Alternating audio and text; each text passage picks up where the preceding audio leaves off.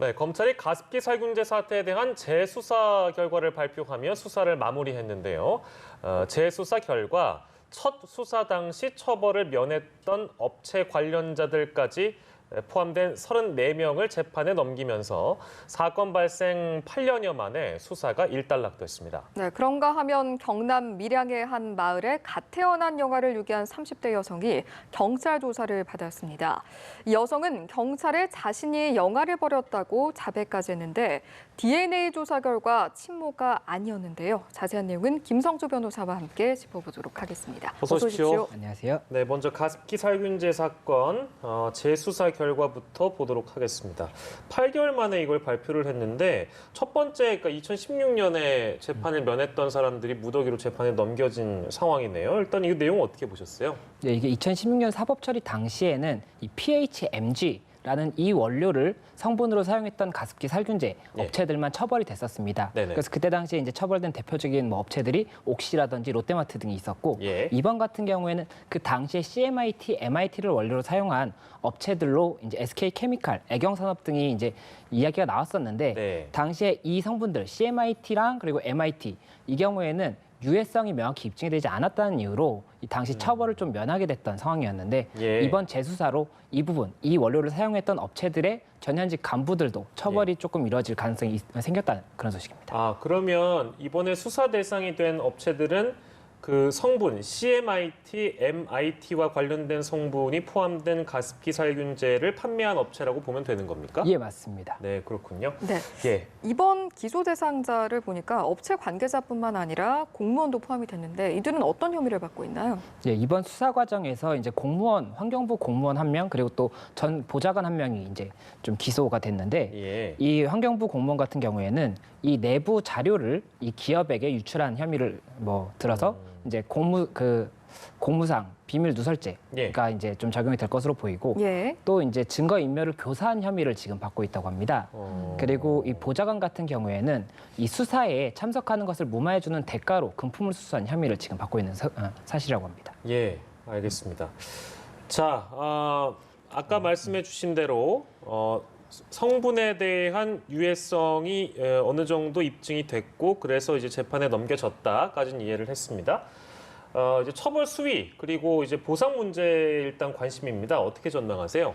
예, 일단은 지금 검찰에서 특별 공판팀을 이제 꾸려서 공소를 유지할 거라고 하는데 이게 일반 사건 같은 경우에는 수사검사랑 이 공판검사가 다른 경우가 있어요. 그러면은 이 수사를 할 때 뭔가 이렇게 심증이 많이 굳어졌던 부분이 있다고 하더라도 검사가 공판에서 달라지면서 이 부분을 놓치게 되는 경우가 많은데 이번에는 공판을 아예 특별팀을 꾸려서 공소유지를 하겠다라고 하는 것은 이런 부분들에서 이제 조금 놓치게 되는 부분들을 이제 놓치지 않게 만전을 기하겠다는 이야기거든요.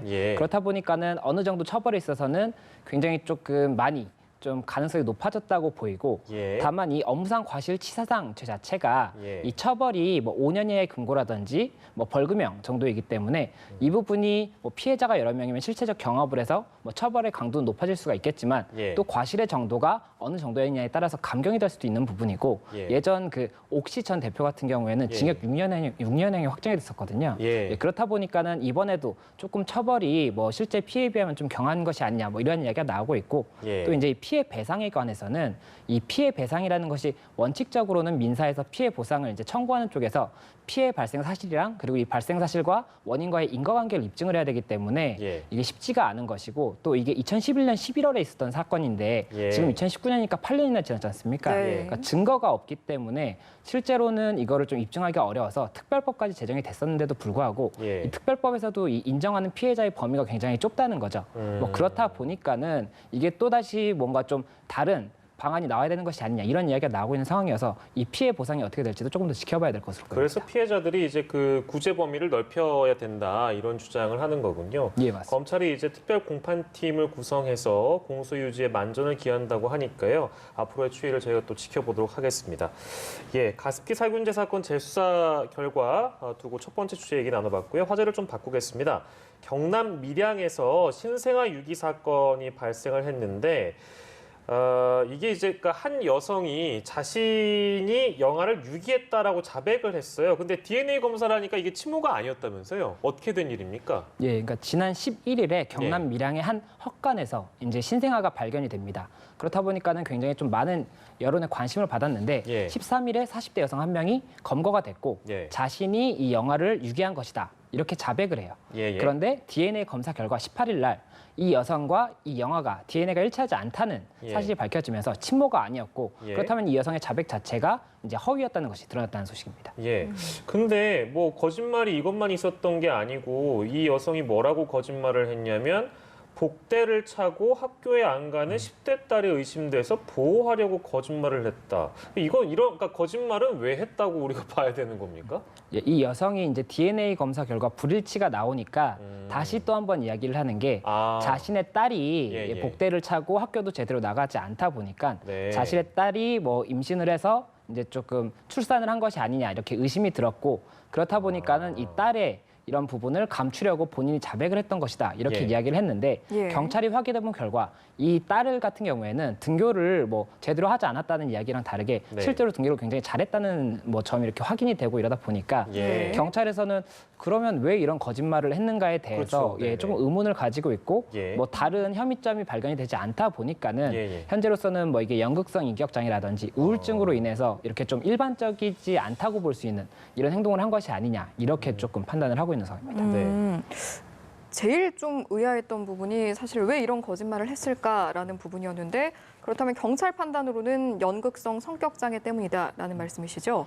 그렇다면 연극성 성격장애가 무엇인지도 좀 짚어주시면 좋을 것 같습니다. 일단 경찰에서 뭐 연극성 성격장애라고 단정을 지은 것은 아니지만 뭐 그럴 가능성이 있다라고 생각을 한 것이 이게 일반적으로 본인이 뭐 범행을 저질렀다라고 자수하는 경우가 아예 없는 건 아니거든요. 그런데 이런 경우에 보통은 이제 이 관심을 받고 싶어하는 그런 심리 때문에 허위의 진술을 하게 된다는 거죠.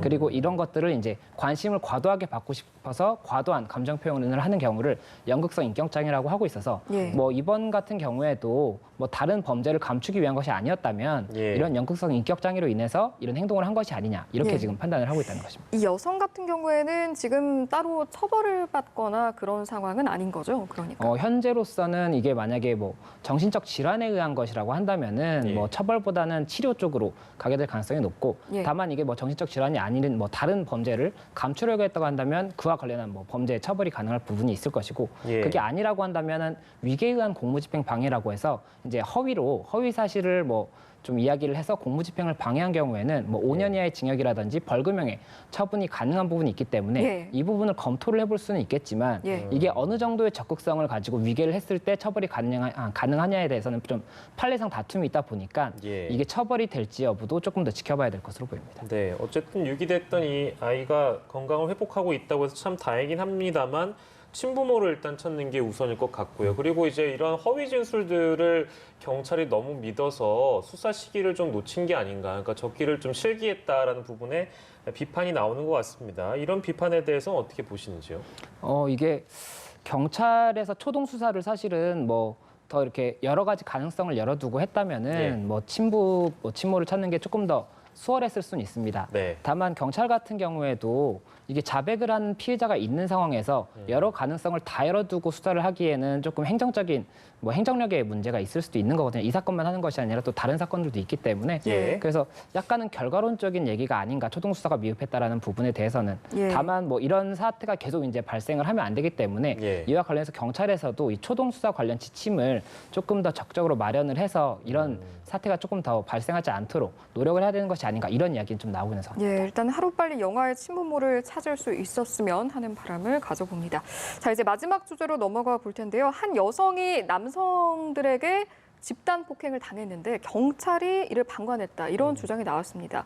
또 이와 관련해서 그 해당 여성이 인터넷에 관련 영상을 또 올리기도 했다고 하더라고요. 네, 맞습니다. 이 13일 새벽에 경기도 구리시 수택동에서 그 번화가에서 한 여성이 남성 여러 명으로부터 폭행을 당했고 이와 관련해서 경찰이 당시에 출동을 했음에도 불구하고 폭행을 지켜보고만 있었다. 이렇게 이 여성이 지금 주장을 하면서 이 SNS에 동영상을 올려서 이게 굉장히 조금 많은 관심을 받고 있는 상황이고 지금 나오는데 보시는 것처럼 지금 예. 한 여성이 뭐 끌려가기도 하고 멱살을 예. 잡히기도 합니다. 그래서 굉장히 좀 폭행을 당했는데 예. 당시에 경찰이 출동했는데도 불구하고 보고만 있었다는 것이 이제 이 여성의 주장인 것이죠. 예. 그래서 이와 관련해서 경찰은 사실관계가 그게 아니다라고 지금 주장을 하면서 조금 많은 여론의 관심을 받고 있는 상황입니다. 그러니까 사실관계가 어떻게 다르다는 겁니까? 그러니까 저게 뭐 영상을 보면 끌려다니는 건 맞는데 뭐가 다르다는 거죠? 그러니까? 예, 일단 경찰에서 주장하는 것은 지금 이 공개된 동영상 자체가 예. 전후 관계가 조금 달리 편집이 되어 있는 것으로 편집됐다. 보이고, 예, 전체 영상을 보면은 이 폭행 당시에는 경찰이 뭐 이것을 확인할 수가 없는 상황이었고, 예. 그 경찰이 출동했을 당시에는 일행들이 이 여성을 말리고 있는 것처럼 보였기 때문에 이에 대해서는 뭐 개입하지 않았던 것이다. 지금 이렇게 주장을 하고 있어서 이 경찰 측에서는 이 주장이 사실인지에 관해서 지금 확인을 하고 있는 상황이라고 합니다. 예, 이렇게 여러 가지로 좀 상황이 번지다 보니까 기본적으로 폭행이란 것이 일어났기 때문에 이 폭행 혐의에 대한 수사가 이루어질 것이고 여성의 고소에 의해서 또 그와는 별개로 경찰의 대응과 관련해서 감찰도 이루어진다고 하더라고요. 앞으로 향후 경찰청에서 이 사건을 바라볼 때 어떤 점을 좀 중점적으로 둬야 한다고 보시는지요? 일단은 그 출동했던 경찰들의 진술도 들어보고 또 이제 피해를 주장하는 여성의 진술도 들어봐야 될 겁니다.